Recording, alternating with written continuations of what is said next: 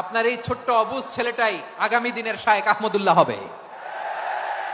আপনার হেফজখানায় পড়া ওই ছোট্ট ছেলেটাই আগামী দিনের আল্লামা মামুনুল হক হবে।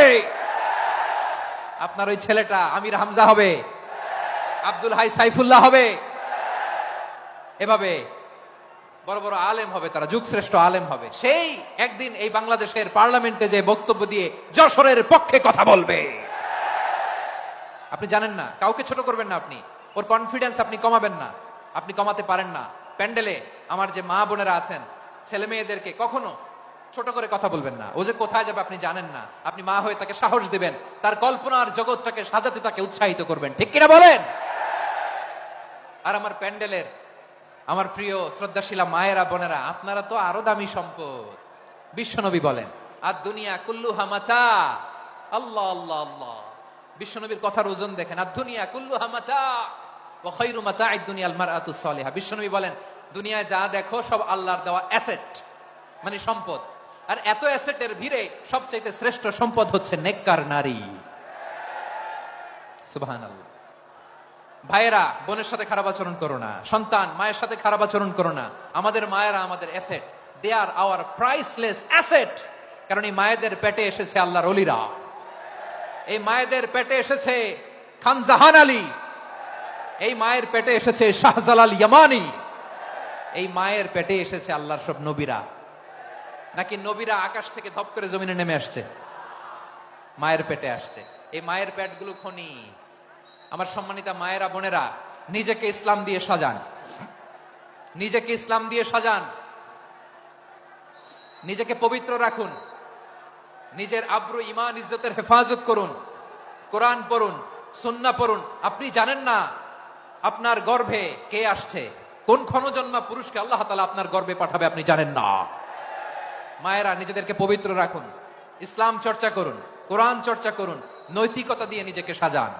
যশোরের জেনজি, নিজেদেরকে প্রস্তুত রাখো আগামীর বাংলাদেশের জন্য। নৈতিকতা, মোরালিটি, ভ্যালিউজ দিয়ে নিজেকে সাজাও, ইসলাম দিয়ে নিজেকে সাজাও। কারণ আগামীর বাংলাদেশ ইসলামের বাংলাদেশ। বাংলাদেশের আসল পরিচয় ইসলাম। বাংলাদেশের আসল পরিচয় কি? সবাই বলে না। বাংলাদেশের আসল পরিচয় কি?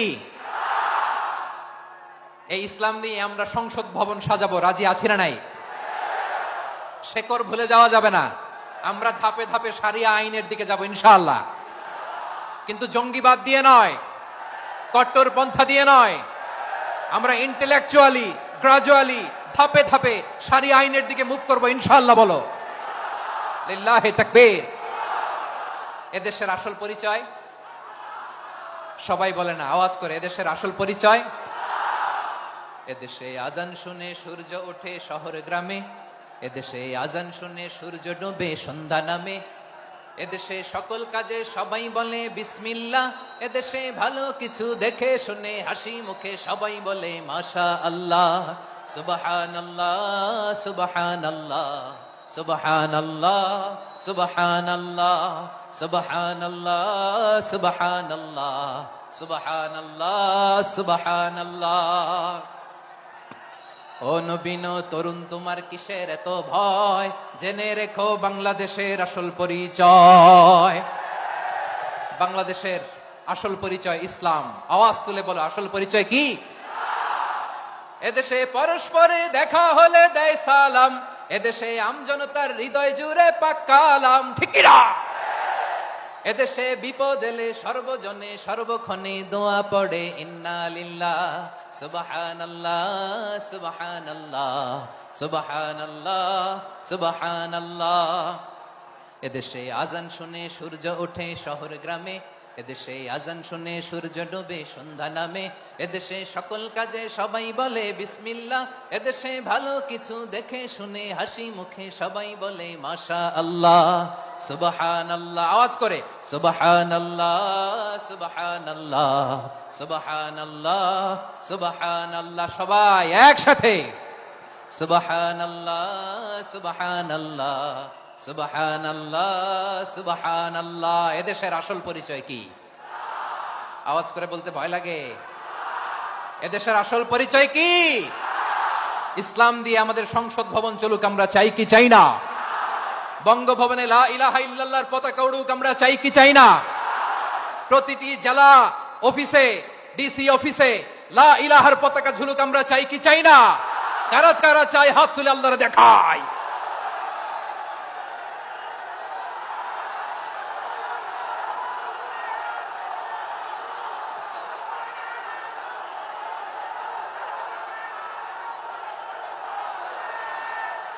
মাশাআল্লাহ, মাশাআল্লাহ, মাশাআল্লাহ, মাশাআল্লাহ। যশোর, আওয়াজ করে বলো, ভালো মানুষ না খারাপ মানুষ? বুঝে বলছো তো? মানুষ ভালো হলে যে কত ভালো। এই মানুষকে যত্ন নিলে, মানুষকে মানুষ বানালে যে সে কি হতে পারে শুনবা? হ্যাঁ, নাকি মোনাজাত দিয়ে দিব? শুনবা? তাহলে থামতে হবে। থামো, আমি যখন বলবো থামো থামো, তাকবীরের সময় দিলে তাকবীর, থামো থামো। মানুষকে যত্ন নিলে, এদিকে এদিকে ড্রোন নামায় ফেল, হয়েছে ড্রোনের ফুটেজ হয়ে গেছে, এবার ড্রোন নামায় ফেল, আমার দিকে তাকাও। মানুষকে, তোমরা এদিক সেদিক তাকালে তো গুরুত্বপূর্ণ পয়েন্ট মিস হয়ে যাবে। এদিকে এদিকে, হ্যাঁ মাস ঠিক আছে, এদিকে। মানুষকে যত্ন নিলে মানুষের মধ্যে আল্লাহ কি পটেনশিয়াল রেখেছে। আমি জাপানের দুইটা উদাহরণ দেই। জাপানের, এই এই এভাবে এভাবে হবে, হয় বসো নয় পেছনে, কথা নাই, কথা তো বলাই যাবে না, হারাম কথা বলা আজকে, একেবারে চুপ। আজকের জন্য হারাম করে দিছে আমি, কিছু সময়ের জন্য একেবারে নিষিদ্ধ।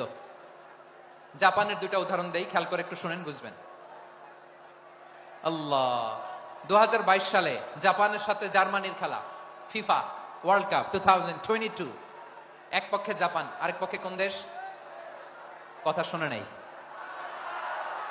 এক পক্ষে কোন দেশ, আরেক পক্ষে সবাই, এক পক্ষে আরেক পক্ষে।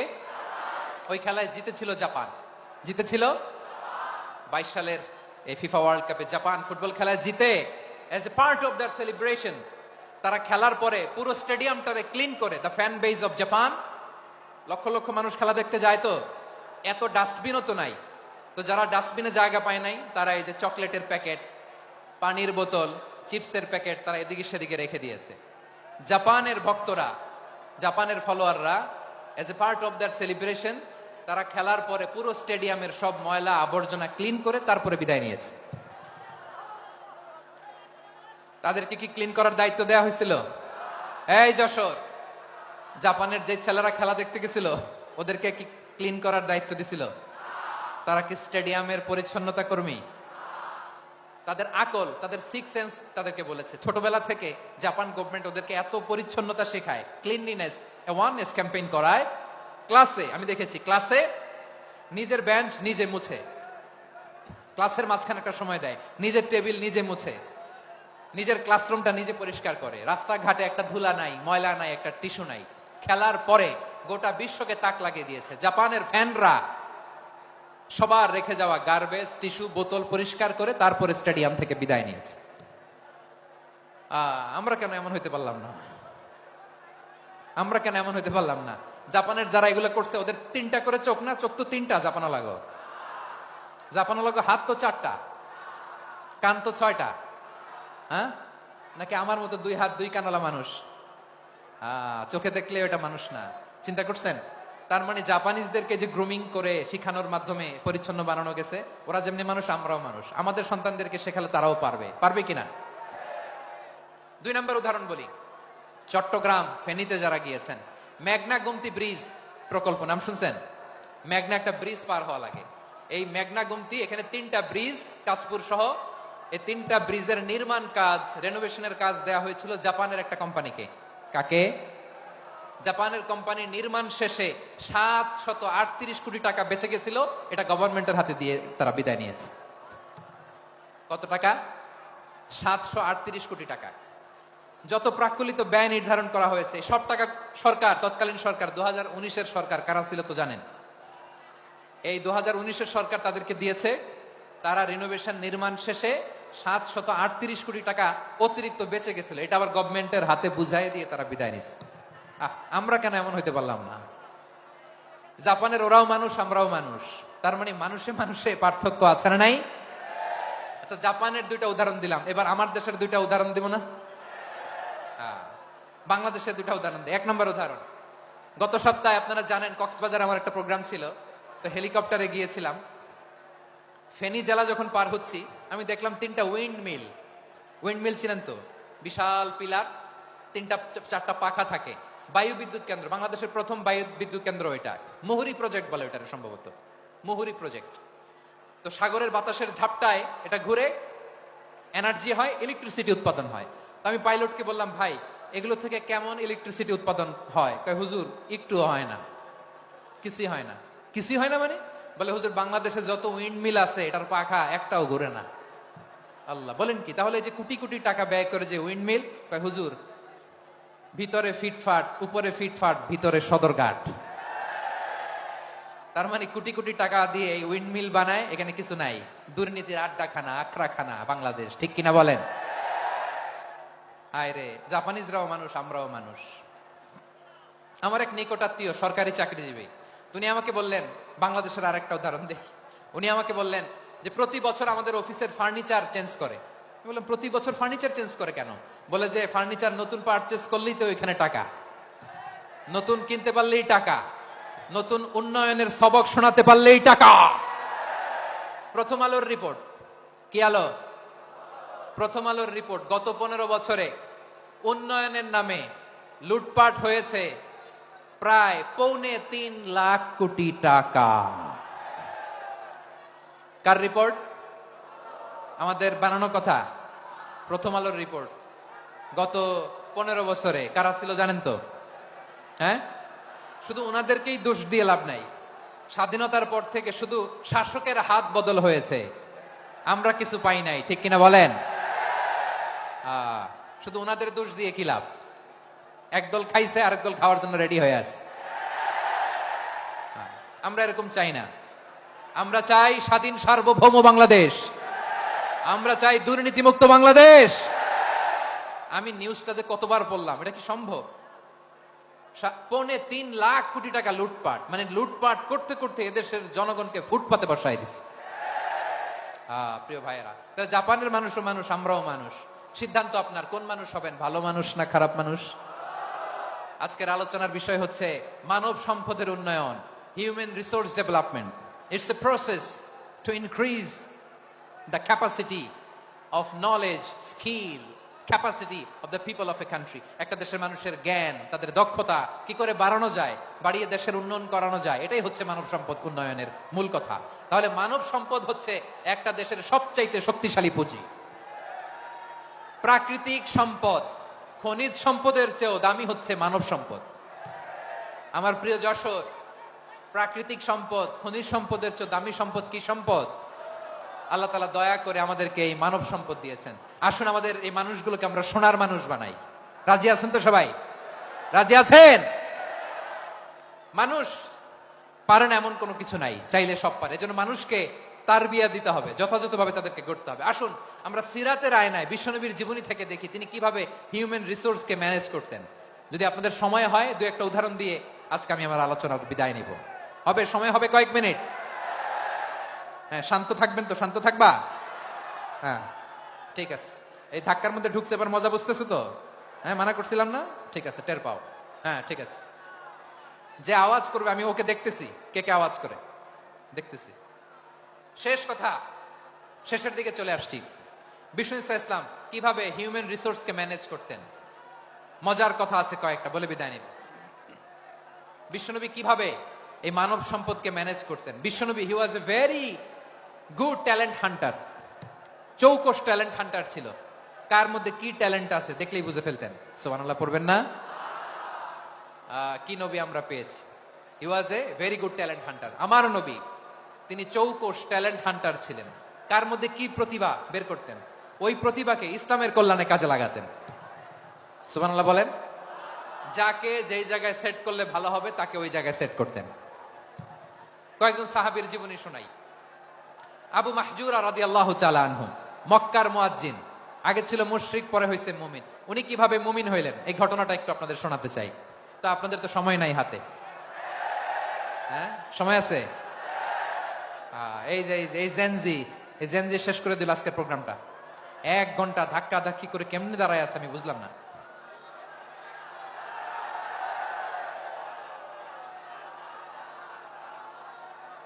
না না, তাকবির না, তাকবির না, চুপ করতে হবে। What I need you stop, just shut up, চুপ।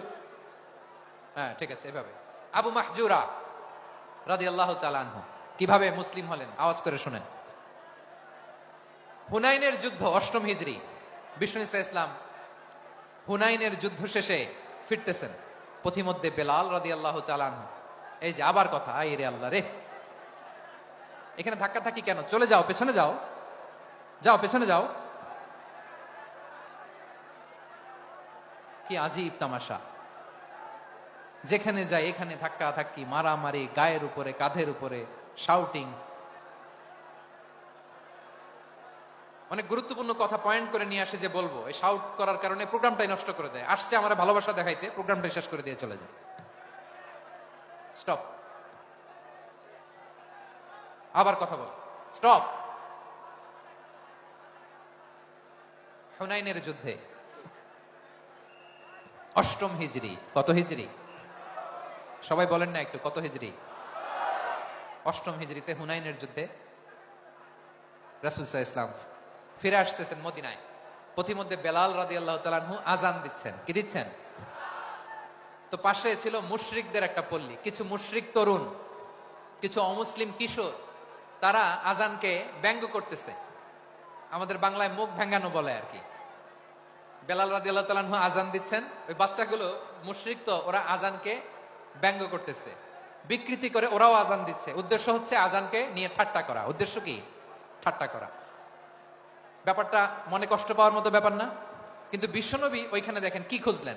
বিশ্বনবী খেয়াল করলেন অমুসলিম কিশোরদের মধ্য থেকে একটা কিশোরের গলাটা বড় দরাজ গলা, কণ্ঠটা বড় সুন্দর। খেয়াল করে দেখলেন যে কিছু কিশোর বেলালের আযানকে ব্যঙ্গ করে, বিকৃতি করে, কিন্তু একজনের কণ্ঠ দেখতে পাচ্ছেন না এত দূরে, কিন্তু কণ্ঠটা বড় সুন্দর, দরাজ গলা। বিশ্বনবী সাহাবীদেরকে বললেন, ধরো এগুলারে, ধরো।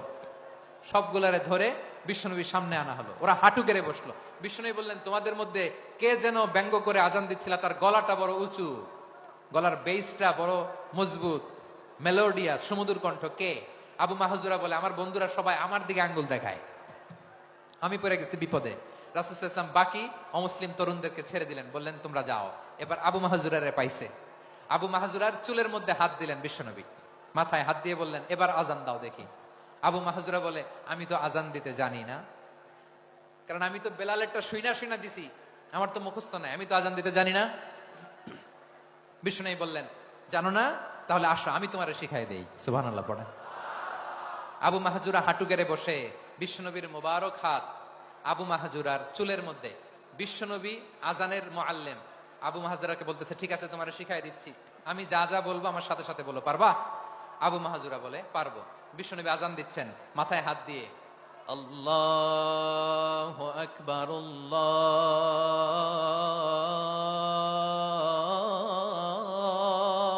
আকবার। আবু মাহজুরা এই বাক্যটা পড়লেন। বিশ্বনবী দ্বিতীয় বাক্য পড়তে আরম্ভ করলেন, আল্লাহু আকবার, আল্লাহু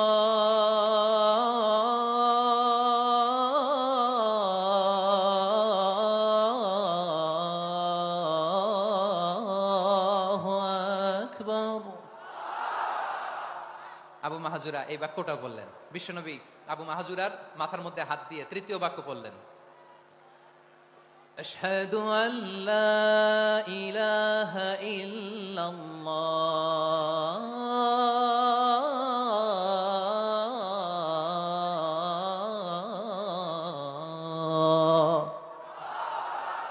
আবু মাহজুরা তৃতীয় বাক্য পড়লেন। বিশ্বনবী একটা বাক্য পরে আবু মাহজুরা পরে, বিশ্বনবী পরে আবু মাহজুরা পরে। আবু মাহজুরা কিন্তু অমুসলিম, মুশরিক।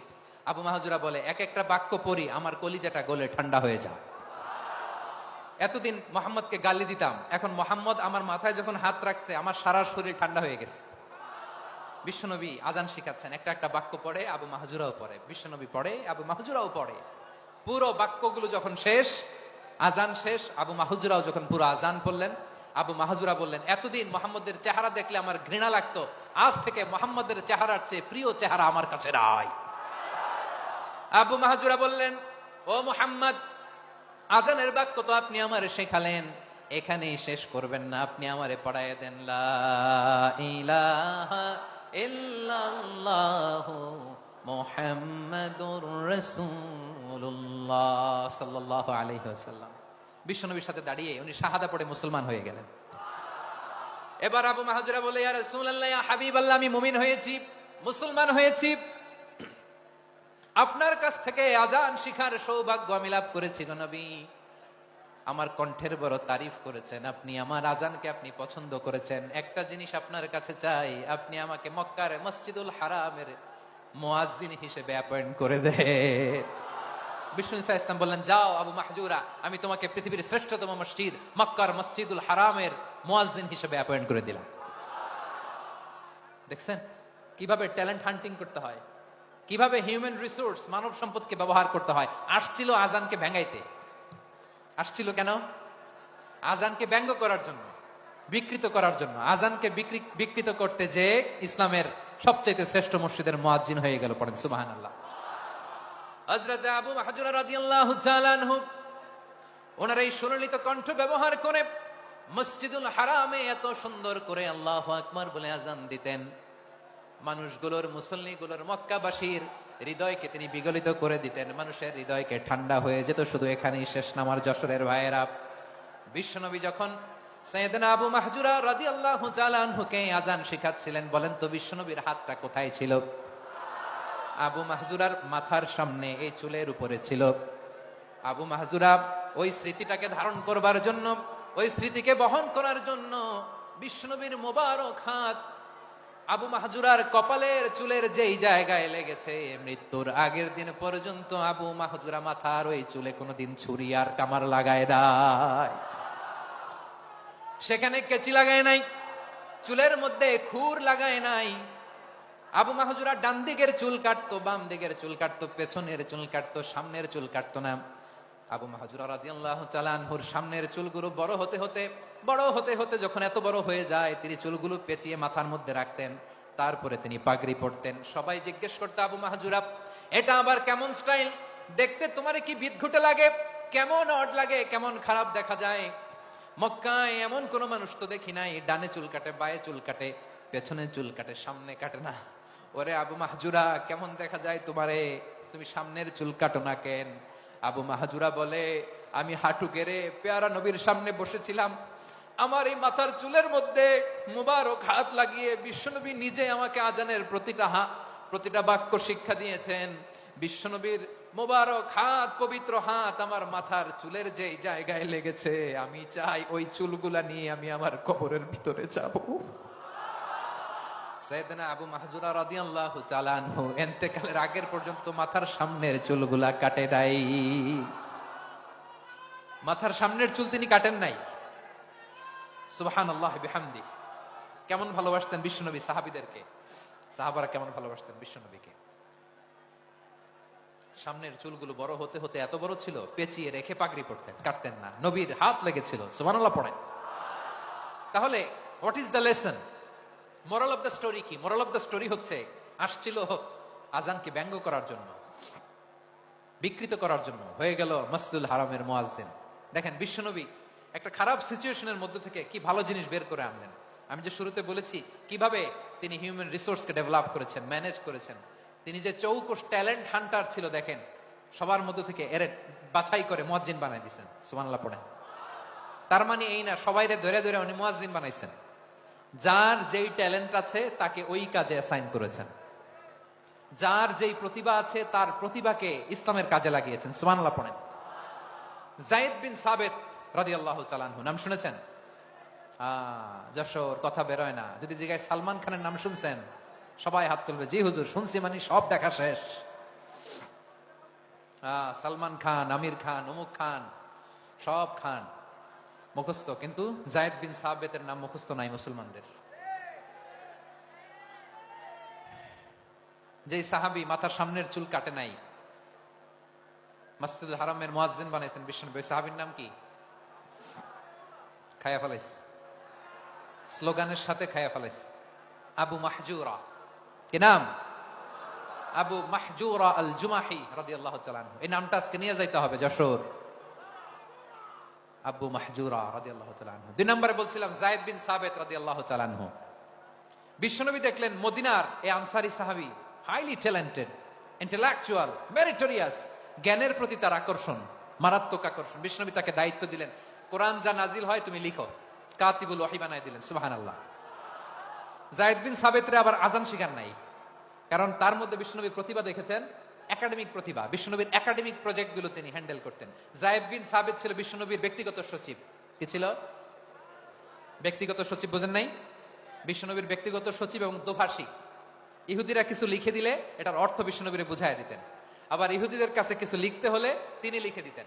বিশ্বনবী একদিন বললেন, ইন্নী ওয়াল্লাহি মা আমানু ইয়াহুদা আলা কিতাব।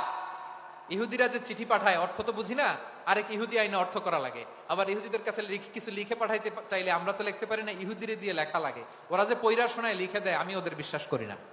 আমার নিজের একজন লোক দরকার। বিশ্বনবী এই যায়েদ বিন সাবিতকে চুজ করলেন ল্যাঙ্গুয়েজের জন্য।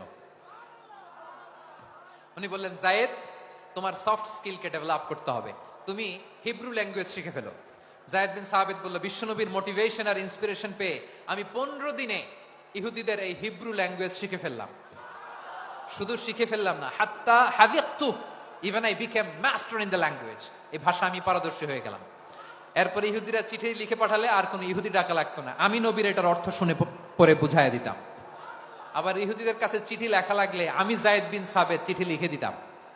সুবহানাল্লাহ। দেখেন, এত সাহাবীর মধ্য থেকে বিশ্বনবীর একাডেমিক প্রজেক্ট, ব্যক্তিগত সচিব, দোভাষী হিসেবে তিনি যায়েদ বিন সাবিতের মতো তরুণকে নির্বাচিত করেছেন। কেমন ট্যালেন্ট হান্টার ছিল আমার নবী। সুবহানাল্লাহ পড়বেন না? বিশ্বনবীর ইন্তেকালের পরে সাইয়েদনা আবু বকর রাদিয়াল্লাহু তাআলা আনহু যখন খলিফা হয়ে আসলেন, কোরআনকে সংকলনের দায়িত্ব দেয়া লাগবে, কোন সাহাবীকে দিবেন? সব সাহাবারা মিলে পরামর্শ করলেন। সাইয়েদনা আবু বকর, ওমর সবাই মিলে এই বিশাল কোরআন সংকলনের গুরু দায়িত্ব বিশ্বনবীর ব্যক্তিগত সচিব, বিশ্বনবীর দোভাষী, বিশ্বনবীর সিলেক্ট করাই লোক যায়েদ ইবনে সাবিত রাদিয়াল্লাহু তাআলা আনহুকে দিয়েছে। কোরআনের কপি তো আজকে এখানে রাখে নাই। এই যে আজকের যে কোরআন পড়েন, এটা আগে এরকম ছিল না।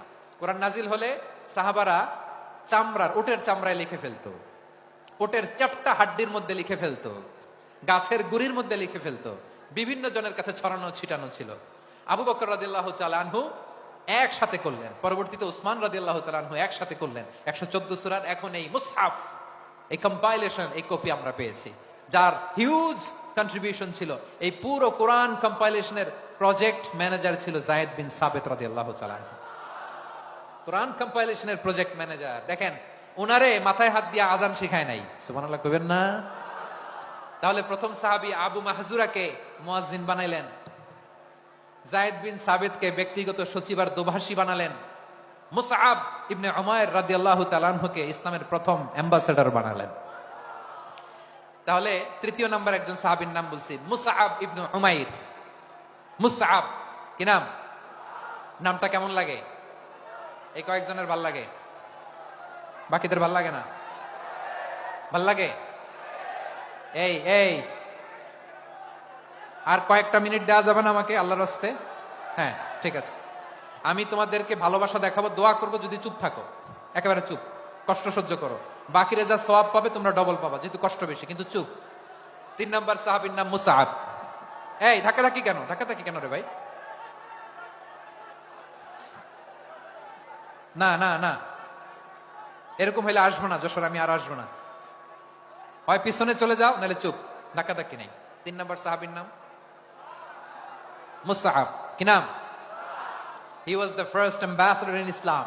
ইসলামের প্রথম ডিপ্লোমাট, প্রথম কূটনৈতিক, ইসলামের প্রথম কূটনৈতিক, ইসলামের প্রথম ডিপ্লোমাট, প্রথম অ্যাম্বাসেডর মুসআব ইবনে উমাইর। মক্কার তরুণ যুবক, উনি পারফিউম লাগাইলে মানুষ দেখলেই বুঝতো এটা মুসআব লাগাইছে। এমন ড্যাশিং ফেসের ছিল, এমন স্মার্ট ড্যাশিং ফেস, এমন পার্সোনালিটির মানুষ ছিল মুসআব রাদিয়াল্লাহু তাআলা আনহু। কারণ যিনি ইসলামের স্পোকম্যান হবেন, মুখপাত্র হবেন, তার স্মার্ট হওয়ার দরকার আছে না নাই? আকাবার প্রথম শপথ যখন হলো, তাদের সাথে বিষ্ণু ইসা ইসলাম মদিনাতে একজন মুখপাত্র পাঠালেন, ডিপ্লোম্যাটকে পাঠালেন, অ্যাম্বাসেডর অফ ইসলাম। তিনি হচ্ছেন মুসআব ইবনে উমাইর। পড়েন সুবহানাল্লাহ। বিশ্বনবী দেখলেন সে অনেক স্মার্ট, তার ডেডিকেশন আছে, সিনসিয়ারিটি আছে, এবং মদিনায় যে আউস খাজরাজ গোত্রের নেতাদের সাথে ডিল করতে হবে, ইহুদিদের সাথে ডিল করতে হবে, ওখানে একজন পাক্কা জানু খেলোয়াড়ের দরকার আছে না নাই? মুসআব ইবনে উমাইর রাদিয়াল্লাহু তাআলা আনহু, ওনাকে বিষ্ণু ইসা ইসলাম চুজ করলেন। এবং বিষ্ণু ইসা ইসলামের এই চুজিংটা, এই সিলেকশনটা এত সুন্দর ছিল, তিনি মদিনাতে যে বিশ্বনবী আসার আগেই মদিনার জমিনকে তিনি উর্বর করে ফেলছেন। প্রতিটা ঘরে ঘরে কালিমার দাওয়াত তিনি পৌঁছায় দিচ্ছেন। জুমার বিধান নাজিল হয়েছে, কিন্তু মক্কায় পরিবেশ নাই জুমা পালনের। বিষ্ণু ইসা ইসলাম একজনকে দিয়ে খবর পাঠালেন, যাও মদিনায় মুসাবকে যে বলো, মুসাব তো আমার শিক্ষক, আমার স্পোকম্যান, মদিনাতে যেন তারা জুমা কায়েম করে। বিশ্বনবীর আগেই মুসাব মদিনার মুসলিমদেরকে নিয়ে মদিনায় প্রথম জুমা কায়েম করে ফেলছে। কোন সুবহানাল্লাহ। ডিপ্লোম্যাটদের কেমন হইতে হয়, অ্যাম্বাসেডার কেমন হইতে হয়, মুসআব রাদিয়াল্লাহু তাআলা আনহুর কাছ থেকে শিখে নাও। মুসআব নামটা কেমন লাগে? যশোর যাদের সন্তান হবে, ছেলে সন্তান, আমার রাস্তায় পাইলে সবাই জিজ্ঞেস করে, হুজুর একটা নাম দেন, আমার ছেলে হবে। যশোরবাসীর জন্য আমি একটা নাম দিয়ে দিলাম, নাম রাখতে হবে মুসআব। কি নাম? নামটা যাদের ভাল লাগে, ছেলে সন্তান অনাগত আসবে, মনে চাইলে নাম রেখে দিবেন মুসআব রাদিয়াল্লাহু তাআলা আনহুর নামে মুসআব। তাহলে মুসআব রাদিয়াল্লাহু তাআলা আনহুকে বিশ্বনবী ল্যাঙ্গুয়েজ শিখান নাই, সফট স্কিল শিখান নাই। যায়েদ রাদিয়াল্লাহু তিনি হিব্রু ল্যাঙ্গুয়েজ শিখেছেন, সুরিয়ানি শিখেছেন, কিন্তু মুসআবকে তিনি বানিয়েছেন the spokesman of Islam, the first diplomat, the ambassador of Islam. সুবহানাল্লাহ পড়বেন না? আব্দুল্লাহ ইবনে আব্বাস রাদিয়াল্লাহু তাআলা আনহু বিশ্বনবীর কাজিন, চাচাতো ভাই। আবার মাইমুনা রাদিয়াল্লাহু তাআলা আনহু, মাইমুনা নবীর স্ত্রী, তিনি ছিলেন আব্দুল্লাহর আপন খালা। তো নবীর বউ যদি ওনার খালা হয়, নবী তার কি? বুঝে নাই, নবী তার কি? খালু। তাহলে সম্পর্ক অনেক গভীর, কাজিন আবার খালু। ছোট্ট মানুষ, তাই রাতে মাঝে মাঝে ঘরে থাকতো। বিশ্বনবী দেখলেন আব্দুল্লাহ যেহেতু আমার ঘরে ঢুকতে পারে, আব্দুল্লাহরে এই উম্মতের বড় শিক্ষাবিদ বানাইতে হবে। কথা বোঝে নাই? আব্দুল্লাহকে কি বানাইতে হবে? শিক্ষাবিদ, এডুকেটর অফ দিস উম্মাহ, এই উম্মার শিক্ষাবিদ বানাইতে হবে। তাই আব্দুল্লাহ ইবনে আব্বাসকে বিশ্বনবী হাতে কলমে শিক্ষা দিয়েছেন। আহারে, আর এরপরে যে কি ভাষা আসবে তোমাদের জন্য আমার মুখ থেকে আমি নিজেও জানি না। 1 ঘন্টা যাবত ধাক্কা ধাক্কি মারামারি। তো আসতে বলছে কে তোমাকে? পেছনে চলে যাও, জায়গা না পেলে। পুরো প্রোগ্রামটাই নষ্ট করে দিল। জি, আমার দিকে তাকান, আমি শেষ করে দিচ্ছি। হবে না, ইন্টেলেকচুয়াল আলোচনা এখানে হবে না, আমি বুঝতে পারছি, আমি শেষ করে দিচ্ছি। আব্দুল্লাহ ইবনে আব্বাস রাদিয়াল্লাহু তাআলা আনহু, মনোযোগ দিয়ে কয়েকটা মিনিট শুনুন, আমি এখনই শেষ করে দিচ্ছি। এরপর আওয়াজ করবে, এই যে এগুলো কি আমি বুঝলাম না। আমি বললাম না সব করা যাবে, বসে যাও, শুয়ে যাও, চলে যাও, আওয়াজ করা যাবে না। অন্যকে বসো এটা বলার দরকার নেই, জাস্ট এদিকে তাকাও। আল্লাহ। আব্দুল্লাহ ইবনে আব্বাস রাদিয়াল্লাহু তাআলা আনহু, উনাকে বিশ্বনবী হাতে কলমে শিক্ষা দিয়েছেন, যেহেতু উম্মতের শিক্ষাবিদ হবেন, এডুকেটর হবেন। তো বিশ্বনবী রাতে যখন তাহাজ্জুদ পড়তেন, ছোট্ট আব্দুল্লাহ ঘরে থাকতো। বুঝতে পেরেছেন? ছোট্ট মানুষ তো ঘরে থাকতো। তো বিশ্বনবী তাহাজ্জুদের জন্য একবার দাঁড়িয়েছেন, ছোট্ট আব্দুল্লাহ ওযু করে দাঁড়াইছে। আচ্ছা বলেন তো, ইমাম আর মুসল্লি মোট যদি 2 জন হয়, একজন ইমাম একজন মুসল্লি, তো মুসল্লি ইমামের কোন দিকে দাঁড়াবে? ডানে দাঁড়াবে।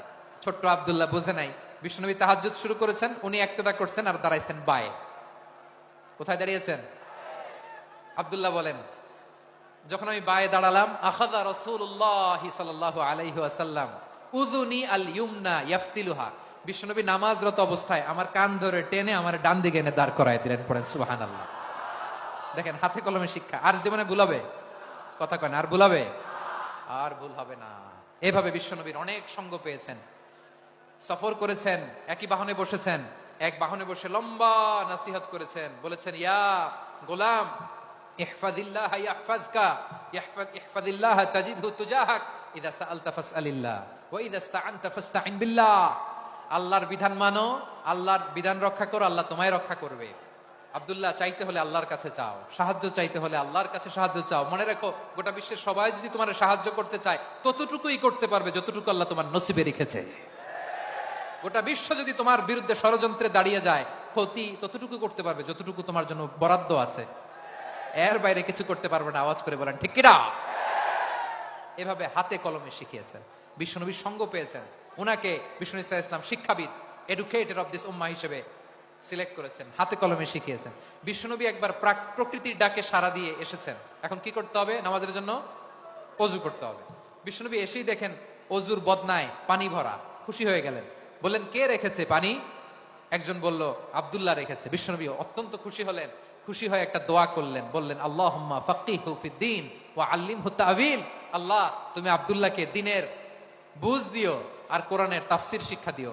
বিশ্বনবীর এই দোয়া এমন লাগছে উনি রাইসুল মুফাসসিরিন, এই পৃথিবীতে যত মুফাসসির ছিল, যত মুফাসসির আসবে, সকল মুফাসসিরের সম্রাট হিসেবে স্বীকৃত হয়েছেন আব্দুল্লাহ ইবনে আব্বাস।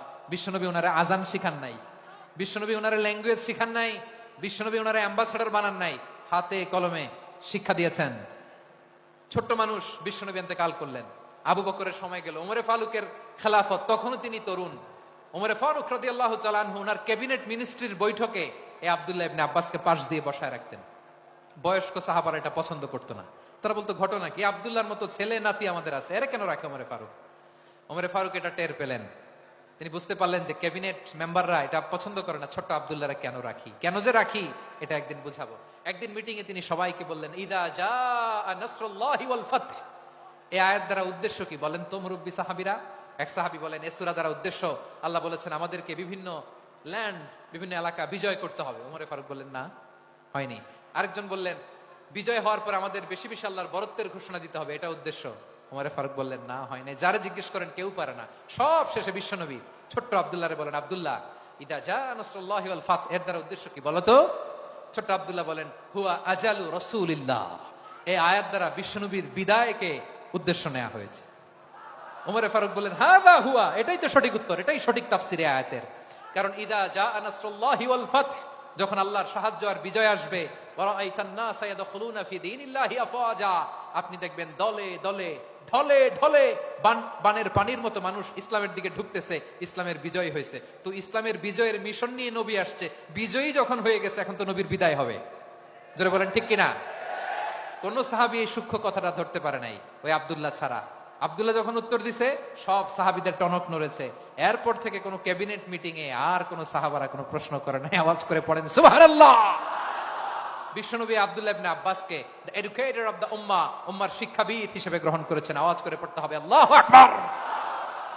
সাহাবীদের নামগুলো মনে থাকবে?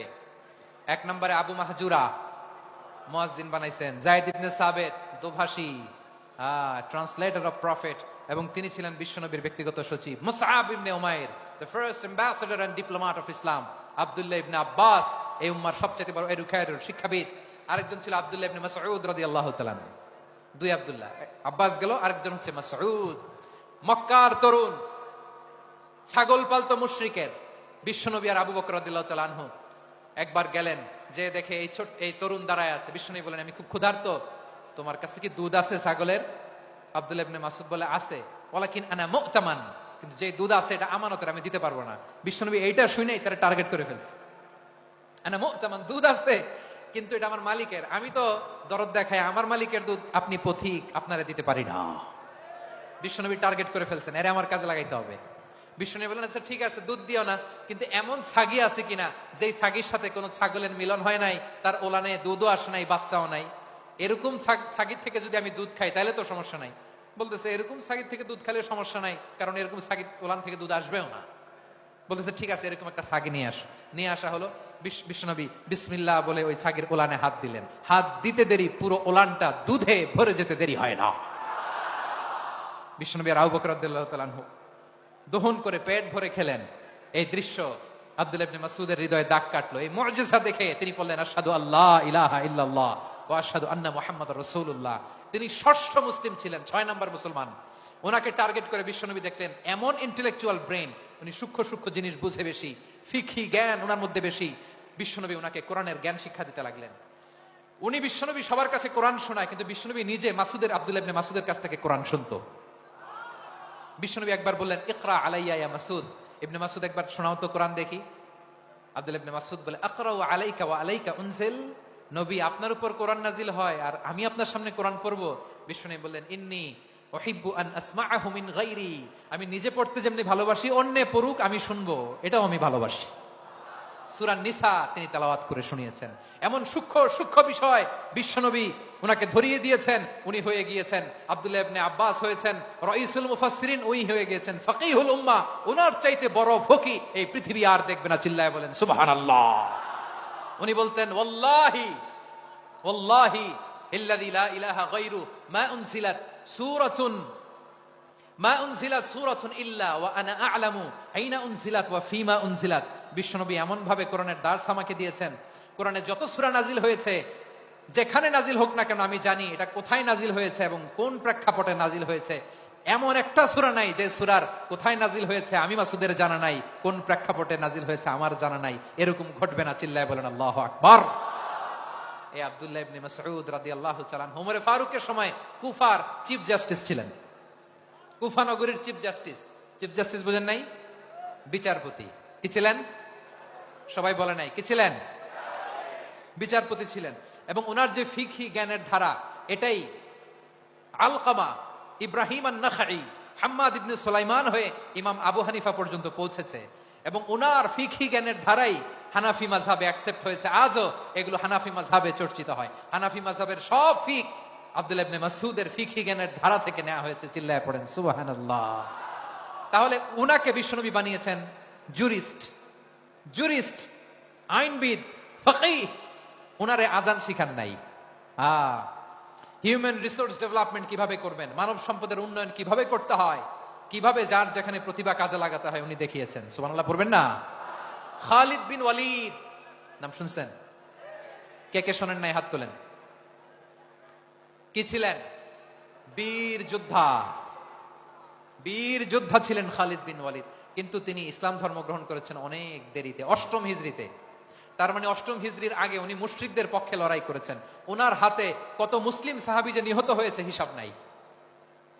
বিশ্বনবী টার্গেট করে রাখছে, তুমি আমাদের মুসলিমদের এত ক্ষতি করলা, তুমি যখন মুসলমান হবা তোমার দিয়ে আমি এমন কাম করামু যে এটা আর কেউ করতে পারবে না। সুবহানাল্লাহ নাই? যশোর ক্লান্ত হয়ে গেছে।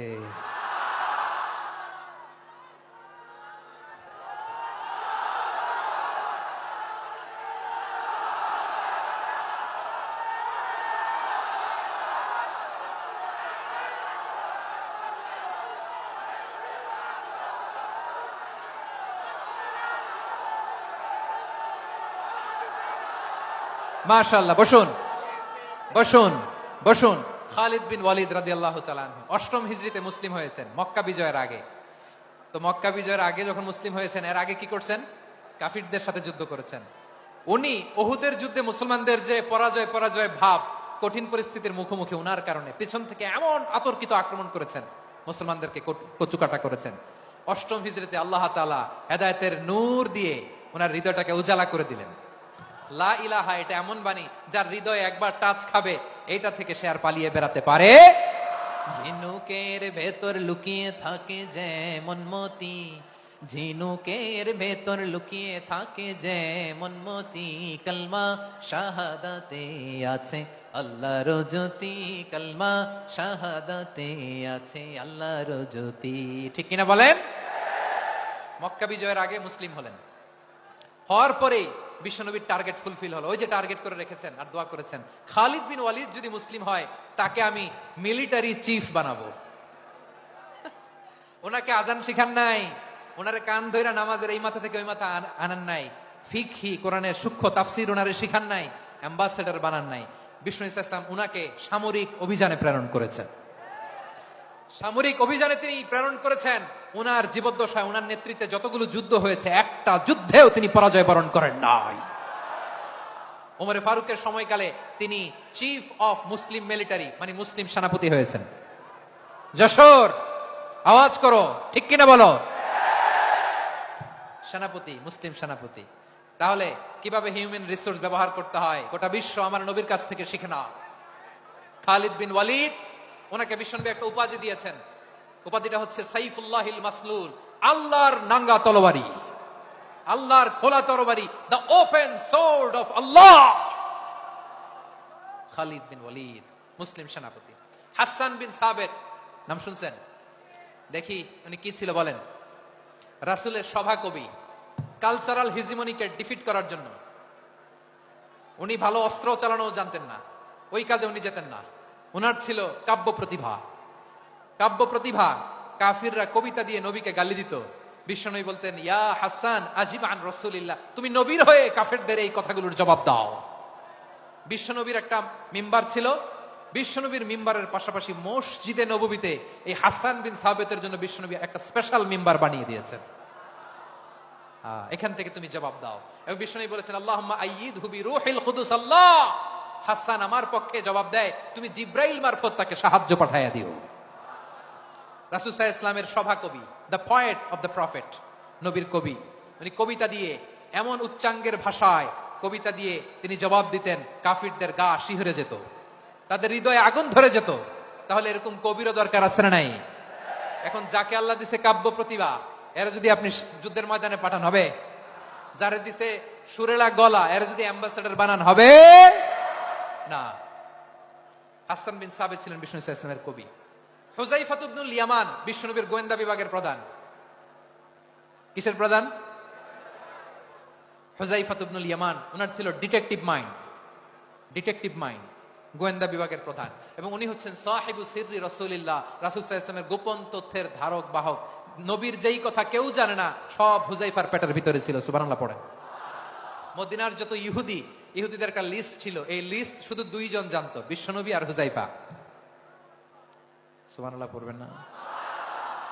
তাহলে ওনাকে কোন দায়িত্ব দিছে? কোন বিভাগ? যশোর, আওয়াজ করো, কোন বিভাগ? গোয়েন্দা বিভাগের হেড ছিল। খন্দকের যুদ্ধে প্রচন্ড আজকের মতো শৈত্য প্রবাহ, মাটি খনন করতে করতে সাহাবীদের পেটে ক্ষুধা নাই, দাঁড়াইতে পারে না নামাজের জন্য, এত ক্লান্ত, ক্ষুধা, ক্লান্ত, শ্রান্ত।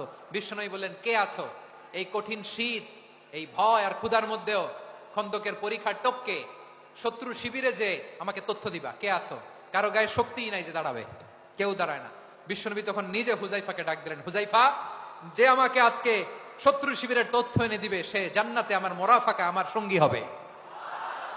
হুযায়ফা রাদিয়াল্লাহু ইবনুল ইয়ামান জীবনের ঝুঁকি নিয়ে এই ক্ষুধা, শৈত্য প্রবাহ, কোল্ড ওয়েভস কে উপেক্ষা করে পরীক্ষা টপকে শত্রু শিবিরে যে সবার কথাগুলো চুপে চুপে শুনে বিশ্বনবীর দরবারে এসে গোয়েন্দাদের মতো তথ্য সরবরাহ করেছে। বিশ্বনবীর গোয়েন্দা বিভাগের প্রধান হুযায়ফা ইবনুল ইয়ামান ইন্টেলিজেন্স বিভাগ চালাতেন। মুনাফিকদের নাম ওনার কাছে ছিল। মুআয ইবনে জাবাল মদিনা রাষ্ট্রের সবচেয়ে সিনিয়র আমলা ছিলেন। আমলাতন্ত্র চিনেন তো? প্রশাসনিক কাজ যারা চালায়, অ্যাডমিনিস্ট্রেশন বুঝেন না? The department of administration. মদিনার রাষ্ট্রের সিনিয়র আমলা মুআয ইবনে জাবাল মুতাখাসসিসুন ফিল হালাল ওয়াল হারাম, হালাল হারামের স্পেশালিস্ট ছিলেন। বিশ্বনবী উনাকে ইয়ামানের গভর্নর করে পাঠাইছেন। বলেছেন, ইন্নাকা তা'তি কওমান আহলা কিতাব, এমন গোষ্ঠীর কাছে যাবা যারা ইহুদি নাসারা, আগে শাহাদা পড়লে এরপরে নামাজের দাওয়াত দিও, নামাজ পড়লে যাকাতের দাওয়াত দিও। গভর্নরের অ্যাটিটিউড যেমন থাকে তেমন অ্যাটিটিউড ধরে রাখো। সুবহানাল্লাহ পড়েন। তাহলে মুআয ইবনে জাবালকে দিয়ে বিশ্বনবী কবিতা লেখায় নাই, চিঠি লেখায় নাই, আজান দেওয়ায় নাই। সুবহানাল্লাহ পড়বেন না? সব শেষ সাহাবী বলি, আবু হুরায়রা রাদিয়াল্লাহু তাআলা, নাম শুনছেন? বিড়ালের বাবা। কি করতেন? খালি হাদিস মুখস্থ করতেন। উনি বলতেন, আলজামু রাসূলুল্লাহ আলা মিলই বাতনি, আমার শুধু পেটের ক্ষুধার বন্দোবস্ত হইলে আমি নবীর সঙ্গ ছাড়তাম না। আমার আনসার সাহাবারা ক্ষেত খামারের কাজ করতো, আমার মুহাজির সাহাবারা ব্যবসা করতো, আর আমি নবীর সাথে সাথে থাকতাম। শুধু সকাল বিকাল দুই বেলা যদি আমার খাবারের বন্দোবস্ত হয়, আমি আর নবীর লক ছাড়ি না। সুবহানাল্লাহ কইবেন না? 5374টা হাদিস তিনি বর্ণনা করেছেন। সবচেয়ে বেশি হাদিস বর্ণনাকারী সাহাবী। হাদিস প্রিজার্ভেশনের কাজে বিশ্বনবী ওনাকে কাজে লাগিয়েছেন। উনি একদিন বলেন, ইয়া রাসূলুল্লাহ আসমাউ মিনকা কাসীরান ফালা আহফাজু, নবী অনেক কথা শুনি আমার মনে থাকে না। বিশ্বনবী বললেন, তাই? তুবসুত রিদাক, তোমার চাদরটা বিছাও। আবু হুরায়রা বিছালেন, বিশ্বনবী হাত বুলায় দিলেন, এরপরে অনেক হাদিস বর্ণনা করলেন। আবু হুরায়রা বলে, তারপর থেকে বিশ্বনবী যাই বর্ণনা করে আমি শুনি আর একটাও ভুলি না। এখন সুবহানাল্লাহ। বিশ্বনবী ওনাকে হাদিস প্রিজার্ভেশন, নবীর এই যে লক্ষ্য হাদিস প্রিজার্ভেশনের এই দায়িত্ব দিয়েছেন সাইয়েদনা আবু হুরায়রা রাদিয়াল্লাহু তাআলা আনহুকে। প্রিয় ভাইরা, তাহলে 10 জন সাহাবীর কথা যে বললাম, আপনারা কি খেয়াল করেছেন কত বড় ট্যালেন্ট হান্টার, চৌকস ট্যালেন্ট হান্টার ছিল আমার নবী। এক একজনের এক এক ট্যালেন্ট এক এক কাজে অ্যাসাইন করেছেন, এক একজনকে এক এক দায়িত্ব দিয়েছেন, এক একজনের প্রতিভাকে এক একভাবে বিকশিত হওয়ার সুযোগ দিয়েছেন। আওয়াজ করে বলেন ঠিক কিনা? এখন আমার পর্দার আড়ালে আমার মায়েরা বলবে, এতগুলো পুরুষ সাহাবীর কথা বললো, নারী সাহাবীরা কি কিছু করে নাই? হ্যাঁ, একজন নারী সাহাবীর কথা বলে মোনাজাত হবে, দোয়া ছাড়া কেউ যাব না।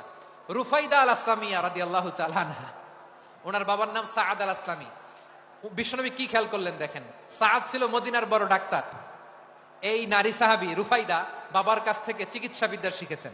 যখন শিখছে, বিশ্বনবী দেখলেন আমার তো প্রতি সপ্তাহে সপ্তাহে যুদ্ধে আহত সাহাবীদের সেবা দিবে কে? বিশ্বনবী রুফাইদাকে বললেন, রুফাইদা তুমি মসজিদে নববীর পাশে একটা মেডিকেল ক্যাম্প করো। এই যে সাকিনা আদ্দিন মেডিকেলের আমার ছাত্রী বন্ধুরা, শুনে রাখো, তোমাদের আইকন হচ্ছে এই রুফাইদা আল আসলামিয়া। বিশ্বনবীর ডিরেকশন অনুযায়ী তিনি মসজিদে নববীর পাশে একটা মেডিকেল ক্যাম্প করলেন এবং আহত সাহাবাদের চিকিৎসা উনি ওনার টিম নিয়ে দিতেন। বিশ্বনবীর পরামর্শে উনি আনসারি এবং মুহাজির মহিলা সাহাবীদেরকে নিয়ে একটা স্পেশাল মেডিকেল টিম গঠন করলেন। খায়বার যুদ্ধে 7ম হিজরিতে যখন বিশ্বনবী যায়, উনি ওনার টিম নিয়ে আসলেন, বললেন, ইয়া রাসূলুল্লাহ, আমরা তো তলোয়ার চালাতে পারি না, আমরা তো তীর মারতে পারি না, আপনি যদি অনুমতি দেন খায়বার অভিযানে আমি আমার টিম নিয়ে মেডিকেল টিমের সেবাটা সার্ভিসটা দিতে চাই। পড়েন সুবহানাল্লাহ। বিশ্বনবী অনুমতি দিলেন, যোদ্ধা সাহাবীদের সাথে রুফাইদা আল আসলামিয়া উনিও মেডিকেল টিম নিয়ে অগ্রসর হলেন। খায়বারের প্রতিটা আহত ইনজুর্ড সাহাবী যারা ইনজুরি শিকার হয়েছেন, সবাই রুফাইদা আল আসলামিয়ার এই মেডিকেল ক্যাম্প থেকে চিকিৎসা সহায়তা পেয়েছেন। সুবহানাল্লাহ পড়েন। দেখেন কিভাবে বিশ্বনবীর ট্যালেন্ট বাছাই করতেন। আপনি অবাক হবেন, বাহরাইনের মেডিকেল ইউনিভার্সিটিতে রুফাইদা আল আসলামিয়া মেডিকেল প্রাইজ অ্যাওয়ার্ড প্রতি বছর দেয়া হয়। যদি আদ্দিনের এই মেডিকেল আমার বোনেরা যদি জেনে থাকো জানো, না হলে নতুন করে জানো, সার্চ দিও, রুফাইদা আল আসলামিয়া মেডিকেল অ্যাওয়ার্ড বাহরাইনের ইউনিভার্সিটিতে দেওয়া হয়। প্রিয় ভাইয়েরা, তাহলে আলোচনার সামারি আমরা করি। বিশ্বনবী যার যেখানে ট্যালেন্ট তাকে ওইখানে কাজে লাগাতেন। আওয়াজ করে বলেন ঠিক কিনা? এবার একটা ইন্টারভিউ হবে, আওয়াজ করে বলেন, আবু মাহজুরাকে বিশ্বনবী কি বানাইছেন? হ্যাঁ, ভুলে গেছেন? সামনের চুলে হাত দিয়ে বিশ্বনবী কি সুন্দর গলায় আজান শিখালেন, মুয়াজ্জিন। যায়েদ বিন সাবিতকে একাডেমিক প্রজেক্টের দায়িত্ব দিয়েছেন, তিনি ছিলেন বিশ্বনবীর দোভাষী ব্যক্তিগত সচিব। Musab ibn Umair, the first ambassador of Islam. Abdullah ibn Abbas, উম্মার বড় শিক্ষাবিদ মুফাসসির। আব্দুল্লাহ ইবনে মাসউদ ছিলেন জুরিস্ট। কি ছিলেন? জুরিস্ট ছিলেন, এই উম্মার সবচেয়ে বড় জুরিস্ট। খালিদ বিন ওয়ালিদ, সেনাপ্রধান। হাসান বিন সাবিত ছিলেন বিশ্বনবীর সভাকবি। কি ছিলেন? বিশ্বনবীর সভাকবি ছিলেন। এরপরে হুযায়ফা ইবনুল ইয়ামান কি ছিলেন? গোয়েন্দা বিভাগের প্রধান। মুআয ইবনে জাবাল কি ছিলেন? সিনিয়র আমলা, ইয়ামানের গভর্নর। আবু হুরায়রা রাদিয়াল্লাহু তাআলা আনহু হাদিস প্রিজার্ভেশনের কাজ করেছেন।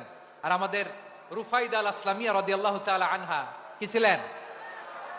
নার্স ছিলেন, নার্স হয়ে মেডিকেল সেবা দিয়েছেন। প্রিয় ভাইরা, পুরো আলোচনার যদি সামারি করি, তাহলে বিশ্বনবী যেভাবে হিউম্যান রিসোর্সকে ম্যানেজ করেছেন, যার যেখানে প্রতিভা কাজে লাগিয়েছেন, আমরাও যদি করি, আমাদের বাংলাদেশের চিত্র আমরা পাল্টে দিতে পারবো। আমরা শুরুতে শুনেছি মানুষের আছে অসীম সম্ভাবনা, প্রতিটা মানুষ অনন্য, যত্ন নিলে, যথাযথ পরিচর্যা করলে মানুষ বিশ্ব জয় করতে পারে। ঠিক কিনা?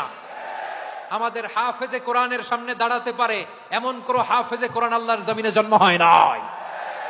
গোটা বিশ্ব কাঁপিয়ে তারা সেরা, আমাদের ক্রিকেটাররা সেরা, আমাদের তৈরি পোশাক শিল্প সেরা। এরকম অনেক অনেক সেরা জিনিস আছে, আমরা এগুলোরে নার্চারিং করতে পারি নাই, পরিচর্যা করতে পারি নাই, সঠিক তারবিয়াতের অভাব। তাহলে মানুষের অসীম সম্ভাবনাকে কাজে লাগাতে হবে। ঠিক কিনা বলেন? ইউনুস গভর্নমেন্টকে আমি বলবো, অল্প সময়ের জন্য আপনারা এসেছেন, সংস্কারও করতে হবে, আবার নির্বাচনও করতে হবে। সব সংস্কার হতে করতে পারবেন না, যতটুকু পারবেন এর মধ্যে আমাদের যে হিউজ ম্যান পাওয়ার, আমাদের যে মানব সম্পদ, হিউম্যান রিসোর্স, এটাকে ডেভেলপ করে আপনাদের যেতে হবে। যেটা পারবেন না সেটাকে পরবর্তী নির্বাচিত গভর্নমেন্টের কাছে রেখে যেতে হবে, যে তারা যেন করে, তাদের কাছে আপনারা এটা রেখে যাবেন। তাহলে মানুষ চাইলে বিশ্ব জয় করতে পারে। আর মানুষকে হারাতে পারে কেউ? জোরে বলো যশোর, মানুষকে হারাতে পারে কেউ? আল্লাহ আমাদেরকে জনসংখ্যা দিয়েছেন প্রিয় ভাইয়েরা। এই জনসংখ্যা অনেক বড় সম্পদ, এটা আমাদের জন্য অভিশাপ নয়, আশীর্বাদ। আমাদের জনসংখ্যাকে যদি আমরা জনশক্তিতে রূপান্তর করতে পারি, আজকে বাংলাদেশ যে অবস্থানে দাঁড়িয়ে আছে, বাংলাদেশ তার 20 গুণ উন্নতির শিখরে চলে যাবে। চিল্লায় বলো ঠিক কিনা? আমাদের শ্রমিক ভাইয়েরা বাইরে কাজ করে, আমাদের শ্রমজীবী ভাইয়েরা, প্রবাসীরা, তাদের ব্যাপারে গুরুত্ব দিতে হবে। আমাদের শ্রমের দাম সবচেয়ে কম, সবচেয়ে কম। তারা এম্বাসিতে গুরুত্ব পায় না, এয়ারপোর্টে গুরুত্ব পায় না। এই সরকার অবশ্য তাদেরকে অনেক গুরুত্ব দিচ্ছে। আমাদের অদক্ষ শ্রমিককে যখন আমরা দুবাই পাঠাই, অল্প বেতন পায়, কিন্তু ইন্ডিয়ানরা দক্ষ শ্রমিক পাঠাইলে তার 3 গুণ বেতন পায়। আমরা আমাদের শ্রমিকদেরকে অদক্ষ ভাবে আর পাঠাতে চাই না, দক্ষ শ্রমিক পাঠিয়ে আমরা রেমিটেন্সের বন্যা বইয়ে দেব। আমাদের শ্রমিকদের পাঠানো রেমিটেন্সের টাকায় সচল থাকে আমার দেশের অর্থনীতির চাকা। তাদেরকে সবচেয়ে গুরুত্ব দিতে হবে। আমরা পেয়েছি ফ্রিডম ফাইটার, মুক্তিযোদ্ধা, আর আমার প্রবাসী ভাইরা হচ্ছে রেমিটেন্স ফাইটার। জোরে বলো ঠিক কিনা? তাহলে আমাদের এই জনশক্তিকে জনসম্পদে ট্রান্সফর্ম করতে হবে, ঠিক কিনা বলেন? সরকার জনগণকে এভাবে পলিশ করতে হবে। মা বাবারা ছেলে মেয়েদের মধ্যে কার কোন যোগ্যতা, তাকে ওইভাবে কাজে লাগাতে হবে। সবার এ প্লাস পাওয়ার কোনো দরকার নাই। আমাদের দেশে একটা টেন্ডেন্সি আছে, পরীক্ষায় এ প্লাস না পাইলে তুই কি করলি, পাশের বাড়ির ছেলে এ প্লাস পাইছে, যা ওর পা ধোয়া পানি খা। কি খা? আমি ভাবছি যে পা ধোয়া, এ প্লাস পাওয়া ছেলেদের পা ধোয়া পানির একটা পানির ব্র্যান্ড বানাইতে হবে। এরকম লেখা থাকবে, এ প্লাস পাওয়া ছেলেদের পা ধোয়া পানি। খাওয়া নাই, এগুলার খাওয়া নাই।